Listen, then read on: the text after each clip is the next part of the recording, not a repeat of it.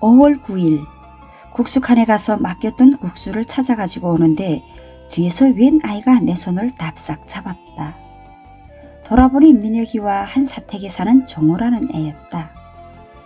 민혁이 아줌이 민혁이가 울어요. 응? 어디서? 저기요, 저기 나무 아래서. 나는 국수 보따리를 인 채 애가 이끄는 대로 이발소 골목을 급히 꺾고 돌았다. 연록색 잎이 피어나기 시작하는 가로수 밑에 정말 민혁이가 서 있었다. 울음은 그쳤는데 무슨 생각을 하는지 가로수 기둥에 등을 붙인 채 하염없이 먼 눈을 팔고 있었다. 민혁, 웬일이냐?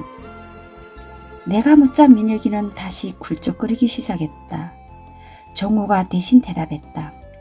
이제 학교에서 이리 오는데 저 돌다리를 민혁이가 먼저 걷는다고. 그 새끼가 다리를 걸었어요. 학급장 떨어진 새끼가 먼저 걷는다고 하면서. 나는 그 소리에 화가 나서 민혁이를 꾸짖었다. 그렇게 넘어지고도 이처럼 울고만 섰어, 정우야?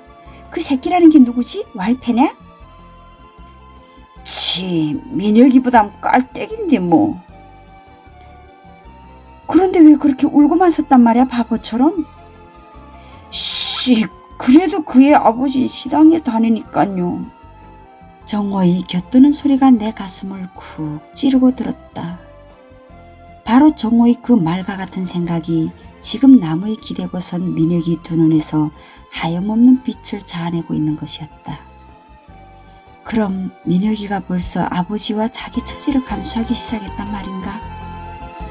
나는 이런 생각이 갈마드는 순간 민혁이를 품에 꼭 끌어안았다. 애어린 가슴에 너무도 일찍이 들씌워지기 시작한 잔소리를 조금이나마 녹여주고 싶어서. 민혁이도 다시 울고 나도 울었다. 5월 15일 오늘 길가에서 공장 기술지도 온 아버님을 만났다. 내가 사도공을 시작할 때부터 친딸처럼 대해주는 분이었다. 그런데 인사를 반겨맞으며 예사롭게 지나치던 그가 거참 하며 나를 붙들어 씌웠다. 일전에 그 내가 집에 보냈던 과학기술 출판사 기자 있지 않나? 예, 민혁이 삼촌을 찾아왔던. 그 일 말이야. 그 일을 가도 주재원한테 알렸댔나? 아이 참, 그런 일을 뭘 다 주재원한테 알리겠나요? 그런데 공장 주재원이 그 일을 어떻게 알고 날 추궁해? 뭐 공장에 찾아온 외부 사람이면 자기한테 먼저 알려야지. 가도 주재원이 먼저 알고 밝히려 두니 제 입장이 딱해지지 않느냐면서 말이지. 전 정말 그런 일 없었는데요. 글쎄, 그럴 수가 없단 말이야. 어디서 들었던 간에 괜히 쓸데없는 일 가지고 걸고 채근하면서들 원. 이어 아버님은 좌관 알았다며 가던 길을 가버렸다. 그러나 나는 그 자리를 쉬이 뜰 수가 없었다. 지피는 생각이 있어서였다. 이틀 전 그날 나는 남편이 금방 점심 식사를 끝내고 나간 뒤에 찾아온 그 기자를 문 밖에 선 자리에서 돌려보냈다. 그때 그것을 먼 발치에서 본 사람이 있다면 그 시각에 마침 석탄재를 옮기던 우리 층 6호집 여인뿐이었다. 그런데 잠시 후에 우리 집에 찾아온 것은 아래층에 사는 인민반장이었다. 저 민혁 아줌이, 애 참 어서 하나 낳아야지. 애가 없으니 뭐라고 부르기도 바쁘다 원. 인민반장은 그날따라 수다를 떨더니 가만, 이 집도 요즘 본 분토 수집날 동원됐던가? 했다. 예. 아이고 그런 걸 난. 인민반장은 제풀에 혀를 낄낄거리며 들고 온 수첩에다 무언가를 끄적거렸다. 그러고는 지나가는 말처럼 엮어댔다. 헌데 민혁 삼촌을 찾아오는 사람은 어쩌면 하나같이 끌끌한 사람들 뿐인가. 좀 전에 왔던 그 검정 안경쟁이처럼. 반장 어머니도 뭘 그렇겠나요? 그 사람은 공장 기술과의 일부로 온 출판사 기자일 뿐인데요. 그때 나는 기사가 왔을 때 밖에 나타나지도 않았던 임민반장이 어떻게 이런 말을 할까 하면서도 그저 무심히 그렇게 대답했었다. 그런데 오늘 보니 그날 반장이 분명 사오집 위원의 귀띔을 듣고 나를 통해 다시 확인한 다음 가도 주재원에게 다시 보고했던 것이 틀림없었다. 하다면 결과는 우리 집이 일상적인 감시 대상이라는 것밖에 없다. 어쩌면 이럴 수가 있는가 어쩌면. 설사 민효 할아버지가 죽을 죄를 짓고 갔다 한들 그때 10살 안팎의 철부지들이었던 그 자식들에게야 무슨 죄가 있다고. 하긴 할아버지의 그림자조차 보지 못한 민혁에게까지 그 화가 미치고 있는 것을 보면 민혁 아버지나 그 삼촌에게는 그것이 운분한 일이라 해도 그런 말이 아닐 것이다. 너무하다. 하라는 대로 일밖에 모르는 순진한 사람들에게 참으로 너무하다. 만약 민혁 삼촌이 이런 일들을 알게 된다면 가슴이 터져와 어떻게 살까. 양말목이라 뒤집어 보일 수도 없고 어떻게 하나 이 모든 일을 다 모르게 해야겠는데 알게 될까봐 가슴이 졸여진다. 5월 23일 문영이가 꼭 한 달 만에 부탁했던 사본을 가져왔다. 차라리 안 보는 것이 좋았을걸. 내가 왜 그런 부탁을 했는지 모르겠다.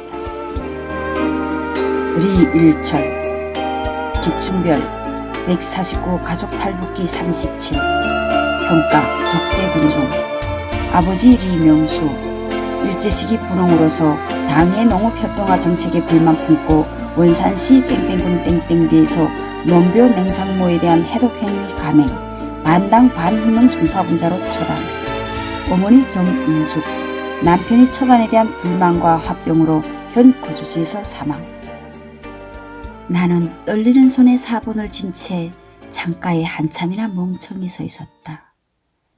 149호 적대군중 반당 반혁명 종파분자 등의 살벌한 글발이 눈앞에 뒤엉켜 도는 가운데 문영이가 사본을 내 손에 쥐어주며 하던 말이 다시 무섭게 울려와서였다. 글쎄 우리 세대주가 이런 사본을 빼돌린 것이 탄로되는 날엔 자기도 꽃장이라며 하는 말이 149호라는 말에 있다는 거야. 그건 내가 결정 149호에 의해 이주시켰다는 것을 의미하는데 당에서 이주 역적으로 보며 대대로 계산하는 계층이라는 거야. 149. 그것은 참으로 무서운 말이었다. 도장도 그저 도장이 아니라 목장에서 가축들이 잔등에 지어지지 않게 불에 달고 찍어대는 쇠도장이었다. 옛날엔 노예들에게도 찍었다던 그런 무서운 철인이 지금 민혁 아버지와 그의 삼촌에겐 물론 여리고 여린 민혁의 잔등에까지 깊숙이 찍혀져 있는 것이었다. 민혁의 문제를 두고 문영이와 뭘 좀 어째볼까 했던 애초에 나의 속궁리는 바늘구멍만한 한 광명도 내다 보이지 않는 막막함으로 끝나고 말았다. 그러자 나의 눈앞에는 눈물 범벅이 되어 나부터 찾아왔던 그 얼굴, 가로수에 등을 기대고 서서 나이에 어울리지 않게 하염없는 눈길을 팔고 있던 민혁이의 그 얼굴이 다시 떠오르며 코허리가 불로 지지는 듯 하기 시작했다. 아버지나 삼촌의 불행은 아무것도 아니었다.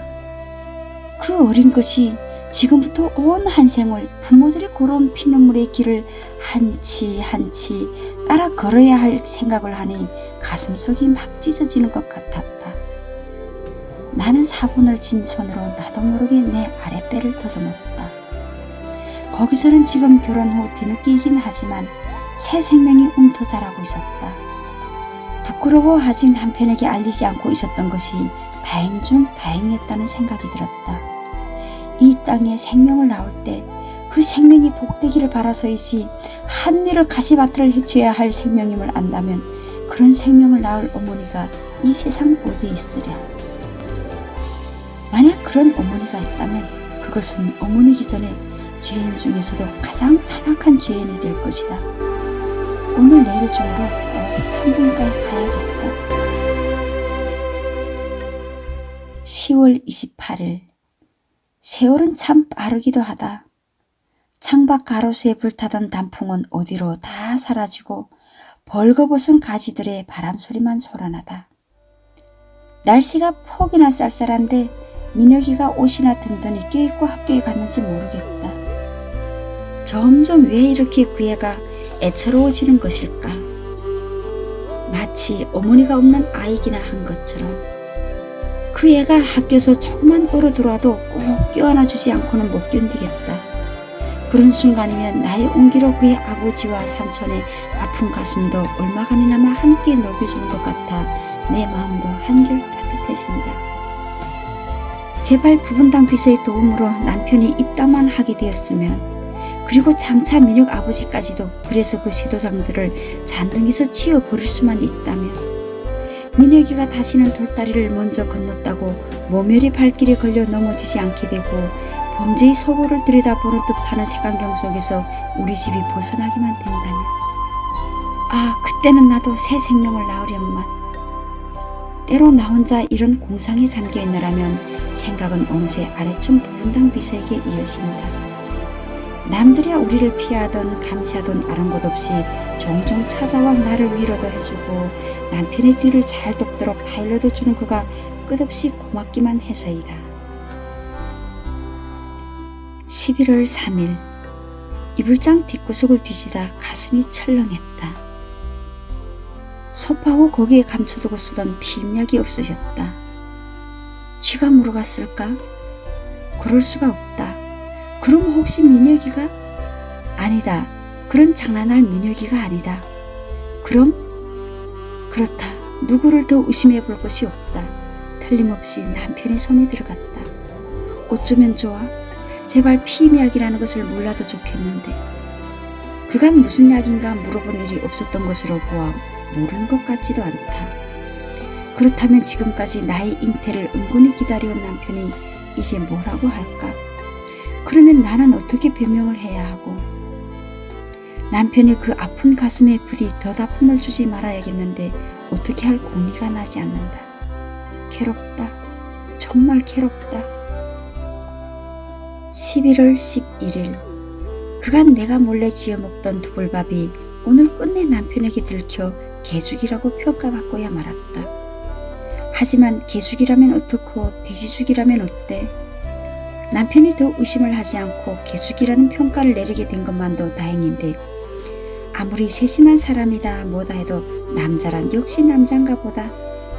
아침마다 일부러 출근 시간이 빳빳하게 밥상을 차려놓고는 요 핑계 저 핑계. 남편이 식사를 끝낼 무렵에야 내가 밥상에 마주 앉아 몇술 뜨는 척 한다는 것. 그렇게 내 아침밥을 남편이 점심으로 남겨놓는 대신 남편이 출근하자 나는 다시 두볼 식사를 끓여야 한다는 것. 그리고 이 모든 나의 영국이 배급살 떨어져가는 매달 상하순 말 때마다 끊임없이 반복된다는 것을 요즘 모르고 있으니 말이다. 개죽? 남편이 입고 갔던 권총을 받아들고 다시 나가자 나는 혼자 이렇게 웃음이 터지고야 말았다. 그러나 눈길로는 뜨거운 것이 흘러내렸다. 개죽으로 끼니를 이어나가는 내 신세가 애달파서가 아니라 불우한 남편을 그런 식으로밖에 받아줄 수밖에 없는 나의 무능력이 속상하고 안타까워서였다. 11월 19일, 뜻밖이다. 천만 뜻밖이다. 벌써부터 속으로 얼마가 안씩 느껴오긴 했지만 부분당 비서가 그런 사람일 줄은 정말 몰랐다.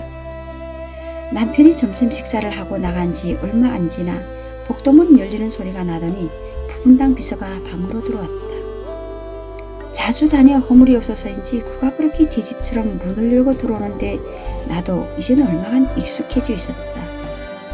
그런데 오늘따라 출입문을 안으로 걸며 들어오는 것이 별로 가슴이 섬뜩했다. 여느 때는 조카 A 이름을 빌려 그저 민혁 하고 나를 부르던 것과는 달리 명옥이 하는 그의 입에서 물컥 술래가 풍겨왔다. 명옥이 믿고 기다리라고. 내가 공력을 적게 해서 안 되는 게 아니야. 워낙 힘든 입당 대상이란 말이야. 명옥이나 그네가, 응? 말마디 때마다 내 쪽으로 밀무릎 걸음치오는 그의 숨결은 알리기 높아지고 있었다. 그가 접근해오는 것만큼 뒤로 밀리우다 보니 나는 이젠 방구석에 몰려들어 뒤로 더 피할 자리도 없었다. 그런데도 그는 내 무릎 앞으로 그냥 움지럭움지럭 다가오고 있었다. 그러나 맘 놔라.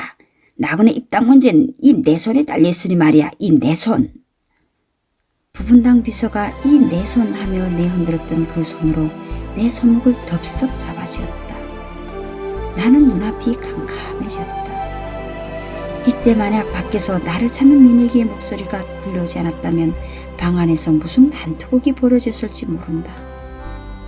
내가 뛰어나가 문을 여는 사이 부분당 비서는 날래게도 열리는 문 뒤에 붙어섰다가 민혁이가 모르게 바람처럼 빠져나갔다. 나는 민혁이 앞에서 그러지 말자고 입술을 깨물었으나 쏟아지는 눈물을 걷잡을 수가 없었다. 흐느끼는 나를 보고 작은 엄마 왜 우느냐고 민혁이도 동달한 눈물이 글썽해 서 있었다. 나는 그저 좀 아파서 그런다고 대답했다. 정말 아팠다. 분하고 억울하고 가련하고 막막한 생각들에 가슴이 터질 것만 같았다. 어쩌면 애월하지 기둥으로 부둥켜 안고 살아오던 그것마저도 알고 보니 기만과 희롱의 검은 그림자였단 말인가. 울어도 아픈 가슴이 찾아들 줄 몰랐다. 그렇다고 어디다 하소연할 곳도 없었다. 남편이 이 사건을 알게 되면 기절을 할지도 모른다. 그러니 암만 가슴이 저리고 쓰려도 이 일 역시 나 혼자 삼키고 살아가는 길밖에 없다. 참고 견디며 살아가다 못 견뎌 피를 토하며 죽는 한이 있어도